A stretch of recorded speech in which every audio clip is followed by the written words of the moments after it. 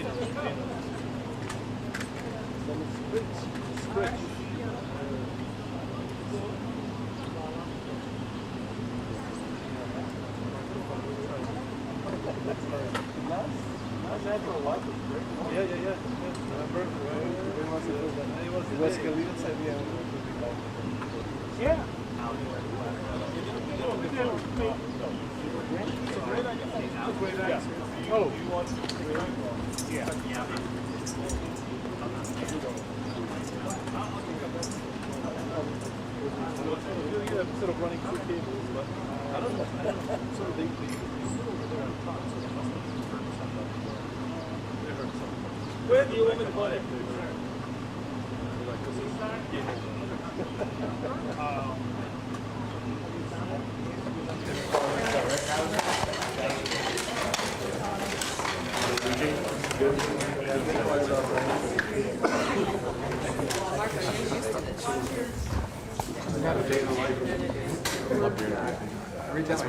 As much as you can.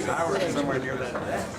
I watched your swearing in. She was like, no, but it was a good interview. There's so much. There's so much. Hello. No, I didn't really do anything on this one.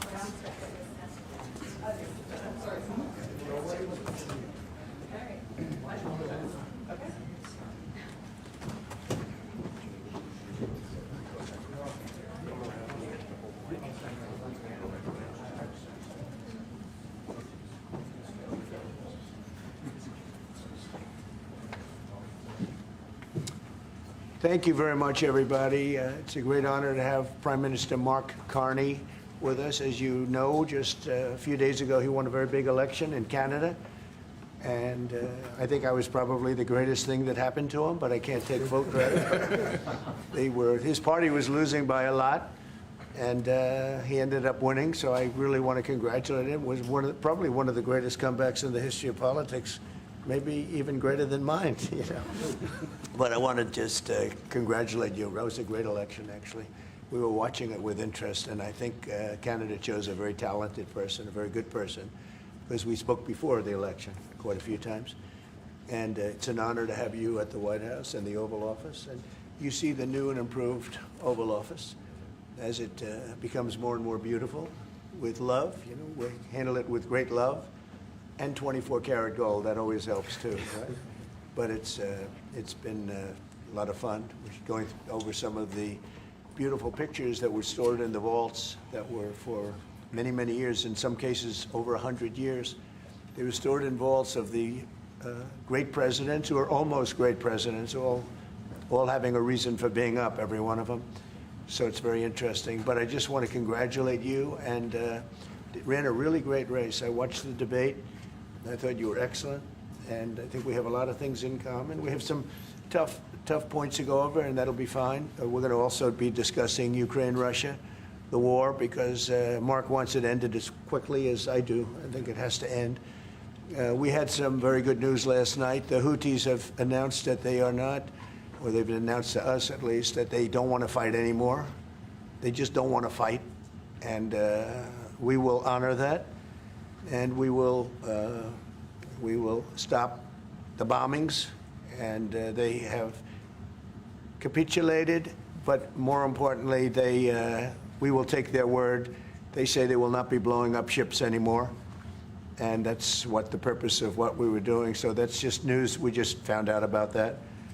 So I think that's very, very positive. They were knocking out a lot of ships going, as you know, sailing beautifully down the various seas.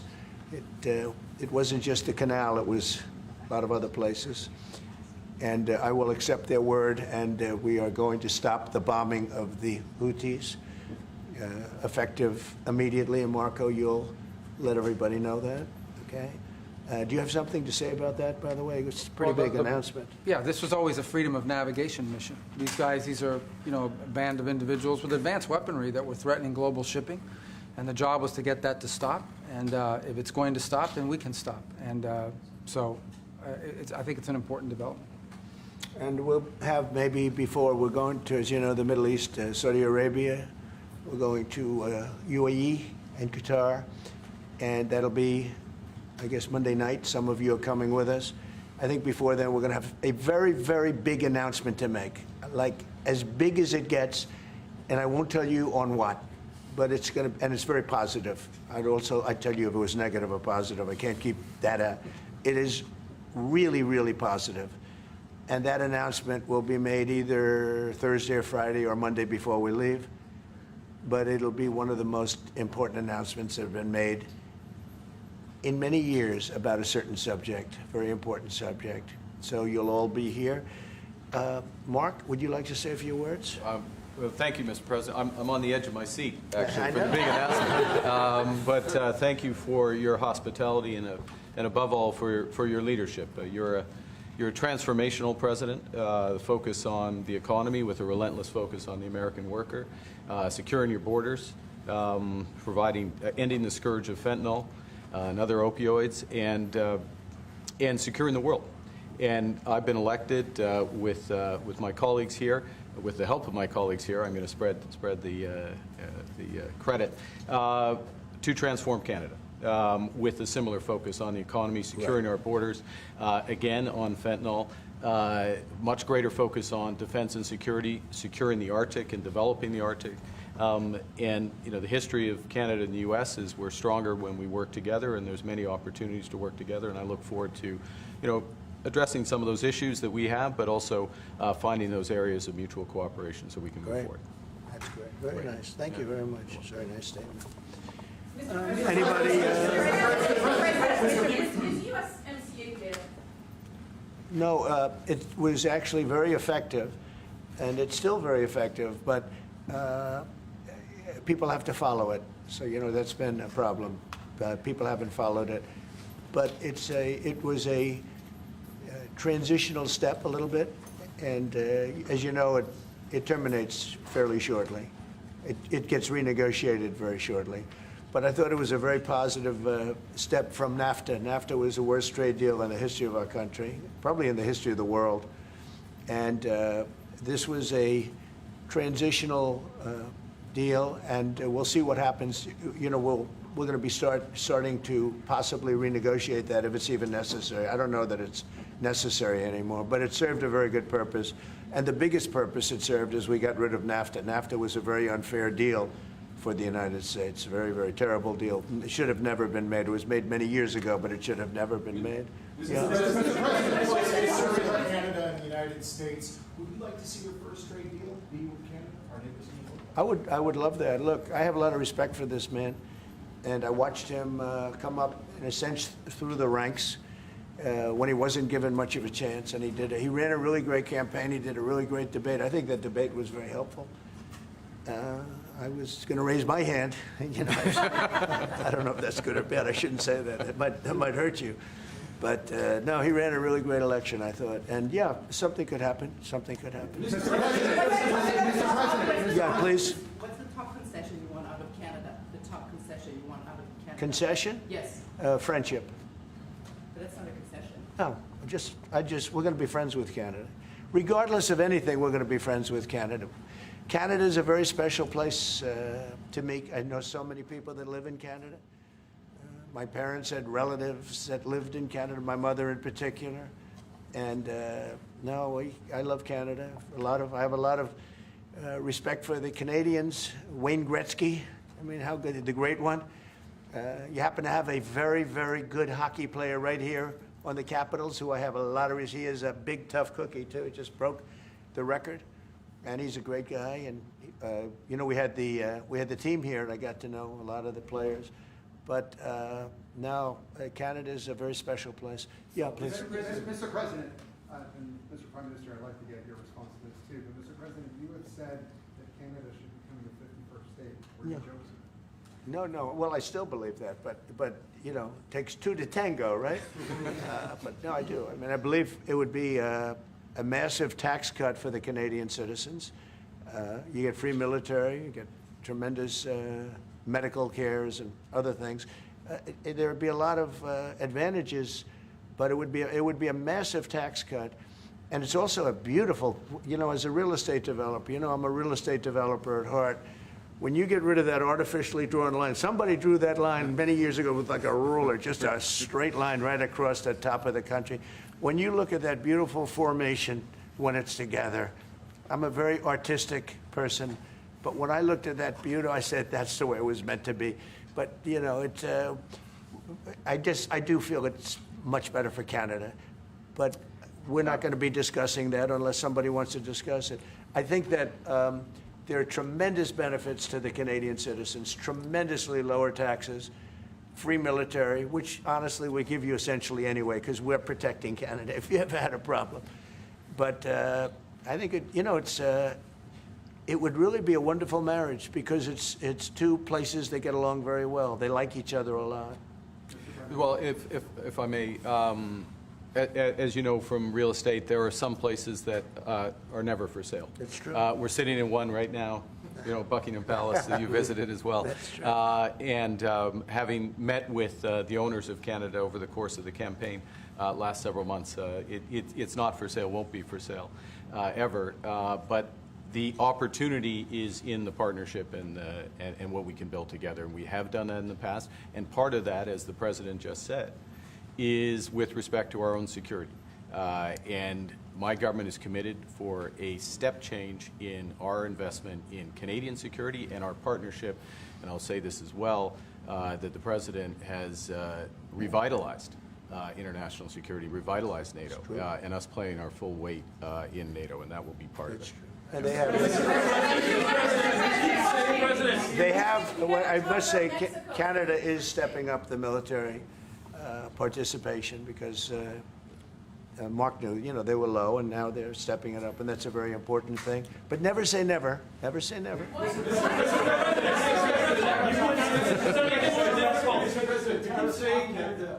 would it take to get the tariffs off of Canada? Well, we'll be talking about different things. Like, you know, we want to protect our automobile business, and so does Mark. But we want to make the automobiles, and we want to, you know, we have a tremendous abundance of energy, more than any country. We have, just in Alaska alone, ANWR has been reopened now. ANWR is probably the largest find anywhere in the world. They say it's larger than Saudi Arabia. I don't know, but it's a lot. But we have tremendous amounts of energy. Other countries don't. We're both lucky in that way. They have energy, we have energy. We have more than we can ever use and more than we could ever sell, actually, and you have the same thing. So we're two countries that are very lucky. If you look at China, they don't have that. You know, it's a big disadvantage. Other countries, most countries don't have, you know, most countries don't have that. So Canada and us, we have a lot of advantages over other places. Mr. President, when you consider what Mr. Carney just said, that Canada is not for sale, does this make the discussion a little more difficult to start on? No, not at all. No, not at all. No, time will tell. It's only time. But I say never. I've had many things that were not doable, and they ended up being doable, and only doable in a very friendly way. But if it's to everybody's benefit, you know, Canada loves us and we love Canada. That's, I think, the number one thing that's important. But we'll see. I mean, over time, we'll see what happens. China. I was hoping you can clarify something. Earlier this morning in Capitol Hill, Secretary Bessent said that there had been no negotiations yet with China. You have said something differently. Can you clarify that? They want to meet, and they're doing no business right now. And those ships are turning around in the Pacific Ocean. Big turn. Those are big ships. Those ships take about 10 miles to turn. And, you know, we lost $1 trillion to China on trade because of an incompetent president that we had who preceded me, grossly incompetent. You're finding it out more and more now. And by not trading, we're losing nothing. So we're saving $1 trillion. It's a lot. But they want to negotiate, and they want to have a meeting, and we'll be meeting with them at the right time. But you haven't met with them yet. I have not met with them, no, of course. You would know if I met. I'd tell you. They want to meet, but, you know, we are right now. Look, they're suffering greatly. Their economy is suffering greatly because they're not doing trade with the U.S. And they made most of their money off the U.S. Don't kid yourself. They don't make the money off other countries like this. And they were making. We had a trade imbalance. We had a deficit, or they had a surplus. Another way of saying it, of more than $1 trillion. Think of it, more than $1 trillion. And because of 145%, that's the only reason, but because of they have now 145% tariff, there's no trading. You can't trade with 145%. We are, therefore, making, in a certain way, I guess, $1.1 trillion. In other words, we're not losing $1.1 trillion. Our deficit is much better. When I started, I say we were losing billions of dollars a day on trade. That's rapidly turning around. We looked at numbers this morning. So we were losing, the United States during Biden was losing more than, I won't even give you numbers because they're so embarrassing, but billions of dollars a day on trade. Those numbers are rapidly turning between the tariffs. Don't forget, we're now getting 25% on cars, 25% on aluminum, 25% on steel, and maybe more importantly, massive numbers of companies are moving into the United States. Honda, we have tremendous, the car companies are moving in at levels we've never seen before. The biggest investment ever made in the United States is being made right now. Trillions of dollars. I would say we could be at $9 trillion. You could go back to other presidents. They haven't had $1 trillion for their entire term. Look at Biden. He had bad numbers. People were leaving. They weren't coming in. They were leaving with Biden, and he didn't know the difference. The only thing he knew is people coming in. You know who they were? Illegal immigrants, okay, from prisons, from mental institutions, from all sorts of places that weren't good, from gangs, from Venezuela. They were coming in, and they were criminals and murderers. 11,888 people that murdered, and at least half of them murdered more than one person. This is what Biden led into our country. I'm bringing in big companies. We have Apple is investing $500 billion. We have Jensen, as you know, is going to be 500 biggest chip maker, or chip thinker, I call him. He's really a thinker more than a maker. But we also have the maker, Mr. Wei. I get to know them all in the last, it was a cram course. But they're all moving into America because of the tariffs. And I don't think people have appreciated it. Some people do. Some of the smart people do. So we have more money coming in. It's really an amazing thing. We have more money being invested in the United States now than at any time ever before in our history, and it's not even close. And I think the real number could be 9 or 10 trillion. We don't know everybody that's doing it. We have many. I just heard about a plant that's being built right now, a very, very top-of-the-line company. And they didn't come to the White House. They're just doing it because they're making it because if they build here, there are no tariffs. And this is the big market. This is the market. That sets us apart from it. This is the market where everyone wants to be. Now, if I didn't come here and do this, all of a sudden we wouldn't be the market where everyone wants to be. So we're able to do it in time. But we're going to have a great announcement. And I'm not necessarily saying it's on trade. Going to the beginning, we're going to have a great announcement over the next few days, an announcement that will be so incredible, so positive. And I'm not saying, I don't want you to think it's necessarily on trade. Just to finish, we also have a situation, because everyone says, when are you going to sign deals? We don't have to sign deals. We could sign 25 deals right now, Howard, if we wanted. We don't have to sign deals. They have to sign deals with us. They want a piece of our market. We don't want a piece of their market. We don't care about their market. They want a piece of our market. So we can just sit down, and I'll do this at some point over the next 2 weeks, and I'll sit with Howard and Scott and with our great vice president, who has done a really good job. We have some good news to report on a lot of fronts, but JD will be there and Marco, and we're going to sit down and we're going to put very fair numbers down, and we're going to say, here's what this country, what we want, and congratulations, we have a deal. And they'll either say, great, and they'll start shopping, or they'll say, not good, we're not going to do it. And I said, that's okay, you don't have to shop. Now, we may think, well, they have a right, you know, that maybe we were a little bit wrong, so we'll adjust it. And then you people will say, oh, it's so chaotic. No, we're flexible. But we'll sit down, and we'll, at some point, in some cases, we'll sign some deals. It's much less important than what I'm talking about. For the most part, we're just going to put down a number and say, this is what you're going to pay to shop. And it's going to be a very fair number. It'll be a low number. We're not looking to hurt countries. We want to help countries. We want to be friendly with countries. But you keep writing about deals, deals. When are we going to sign? When? It's very simple. We're going to say, in some cases, we want you to open up your country. In some cases, we want you to drop your tariffs. I mean, India, as an example, is one of the highest tariffs in the world. We're not going to put up with that. And they've agreed already to drop it. They'll drop it to nothing. They've already agreed. They would have never done that for anybody else but me. So we're going to put down some numbers, and we're going to say our country is open for business. And they're going to come in, and they're going to pay for the privilege of being able to shop in the United States of America. It's very simple. It's very simple. So I wish they'd keep, stop asking, how many deals are you signing this week? Because one day we'll come and we'll give you 100 deals. And they don't have to sign. All they have to do is say, oh, we'll start sending our ships right now to pick up whatever we want or to bring whatever we want. It's very, very simple. And I think my people haven't made it clear. We will sign some deals, but much bigger than that is we're going to put down the price that people are going to have to pay to shop in the United States. Think of us as a super luxury store, a store that has the goods. You're going to come and you're going to pay a price, and we're going to give you a very good price. We're going to make very good deals, and in some cases we'll adjust.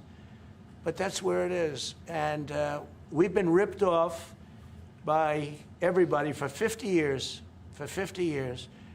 and we're just not going to do that anymore. We can't do that. And we can't let any country do that to us. We're just not going to do it anymore. Can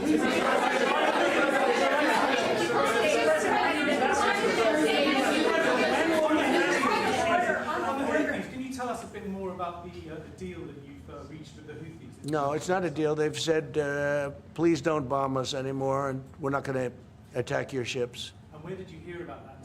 It doesn't matter where I hear it. The very good source, I could tell you. Very, very good source. Would you say, Marco? I would say pretty good, right, JD? A very good source. No,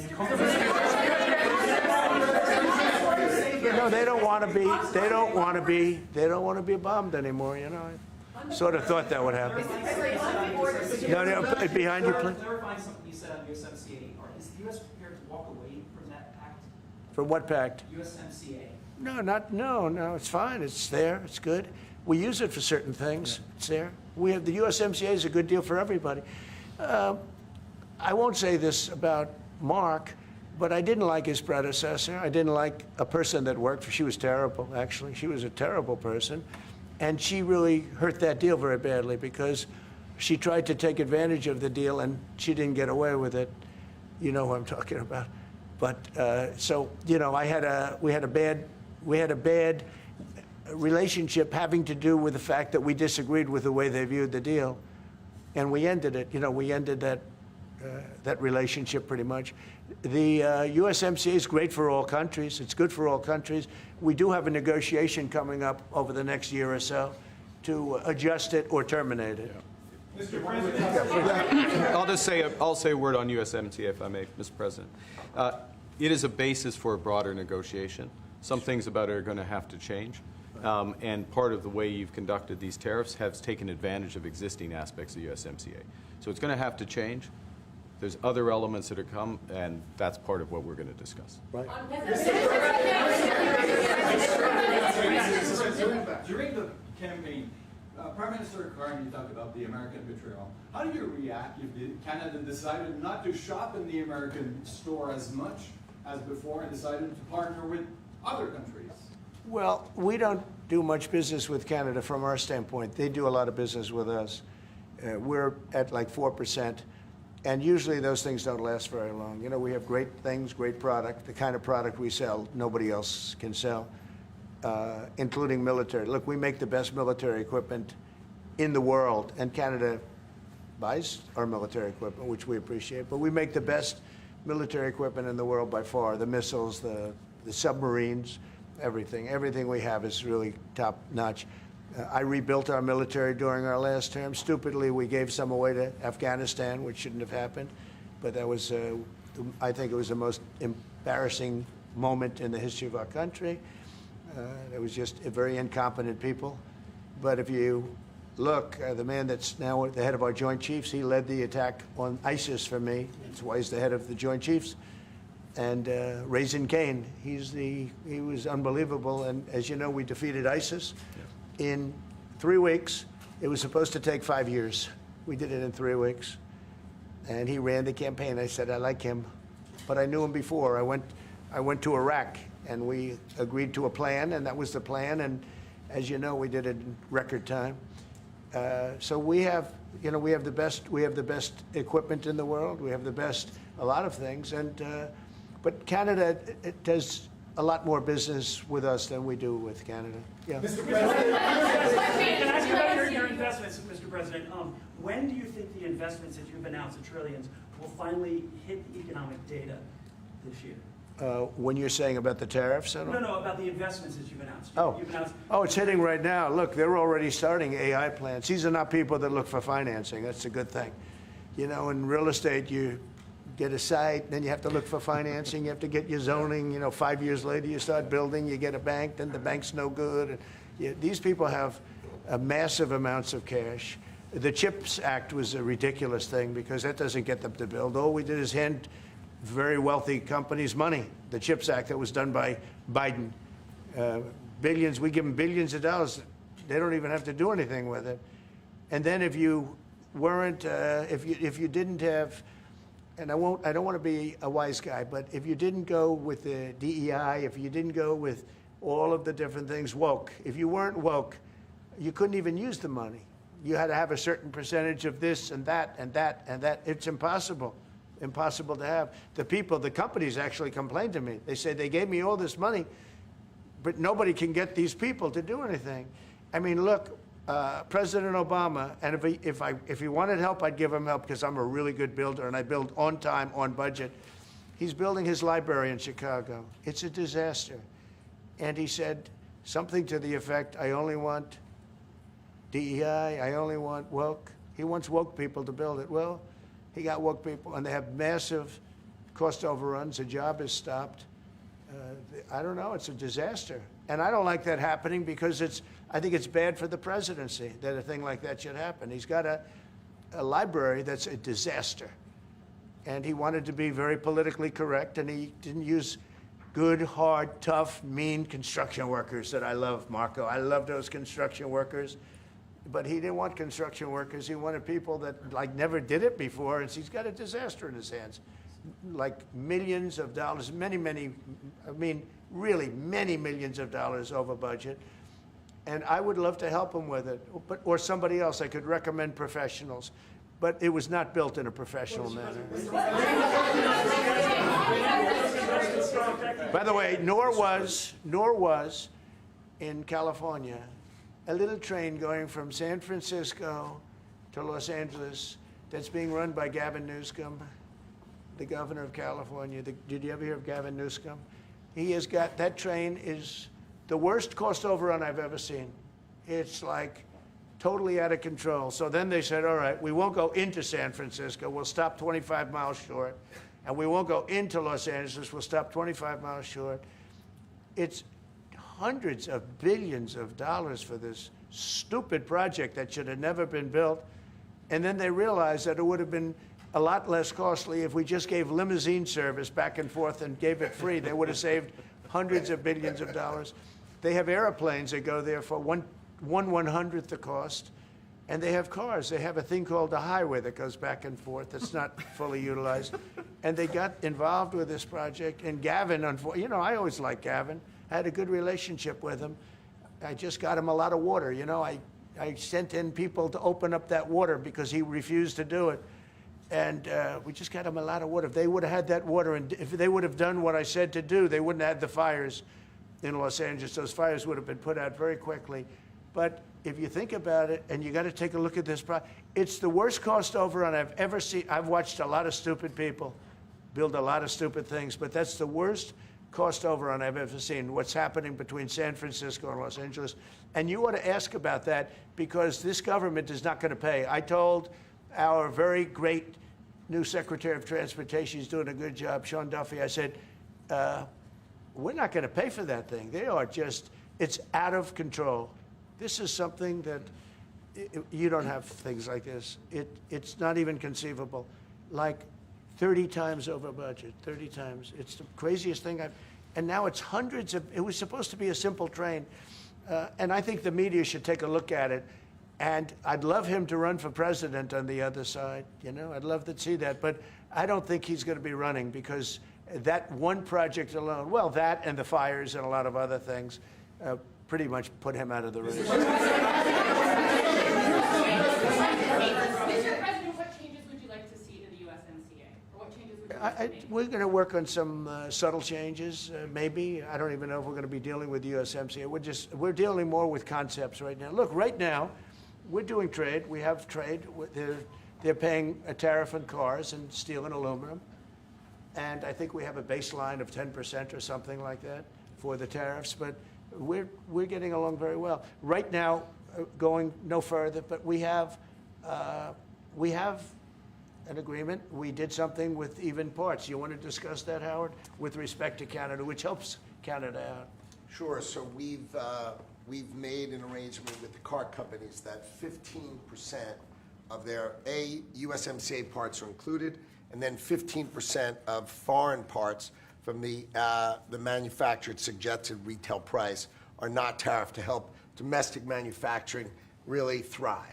So it gave them a chance to be able to build their car parts factories if they're going to. A lot of these companies already have factories, and what they have to do is just fill them out. But they're able to build them in the United States, so we gave them a pretty substantial period of time. Just to clarify, Mr. President, is there anything the Prime Minister can say to you today to change your mind on tariffing Canada? Tariffing cars? Tariffing Canada. Is there anything he could say to you in the course of your meetings with him today that would get you to lift tariffs on Canada? No. Why not? Just the way it is. First state, if Canadians don't want it, would you respect that? Sure, I would. But this is not necessarily a one-day deal. This is over a period of time they have to make that decision. Yes, go ahead. Yeah, if I may. Respectfully, Canadians' view on this is not going to change on the 51st state. Secondly, we are the largest client of the United States in the totality of all the goods. So we are the largest client of the United States. We have a tremendous auto sector between the two of us, and the changes that made have been helpful. 50% of a car that comes from Canada is American. That's not like anywhere else in the world. And to your question about is there one thing? No, this is a bigger discussion. There are much bigger forces involved, and this will take some time and some discussions, and that's why we're here, to have those discussions, and that is represented by who's sitting around the table. See, the conflict is, and this is very friendly. We're not. This is not going to be like we had another little blow up with somebody else. That was a much different. This is a very friendly conversation, but we want to make our own cars. We don't really want cars from Canada, and we put tariffs on cars from Canada, and at a certain point, it won't make economic sense for Canada to build those cars. And we don't want steel from Canada because we're making our own steel, and we're having massive steel plants being built right now as we speak. We really don't want Canadian steel, and we don't want Canadian aluminum and various other things, because we want to be able to do it ourselves. And we, because of past thinking of people, we have a tremendous deficit with Canada. In other words, they have a surplus with us. And there's no reason for us to be subsidizing Canada. Canada's a place that will have to be able to take care of itself economically. I assume they can. I will tell you that Trudeau, when I spoke to him, I used to call him Governor Trudeau. I think that probably didn't help his election. But when I spoke to him, I said, so why are we taking your cars? Why are we taking we want to make them ourselves. I mean, I said, and if the price of your cars went up, or if we put a tariff on your cars of 25%, what would that mean to you? He said, that would mean the end of Canada. He actually said that to me. And I said, that's a strange answer, but I understand his answer. But no, I mean, it's hard to justify subsidizing Canada to the tune of maybe $200 billion a year. We protect Canada militarily, and we always will. We're going to, that's not a money thing. But we always will. But, it's not fair. But why are we subsidizing Canada $200 billion a year, or whatever the number might be? It's a very substantial number. And it's hard for the American taxpayer to say, gee whiz, we love doing that. Thank you very much. We're going to have a very substantial...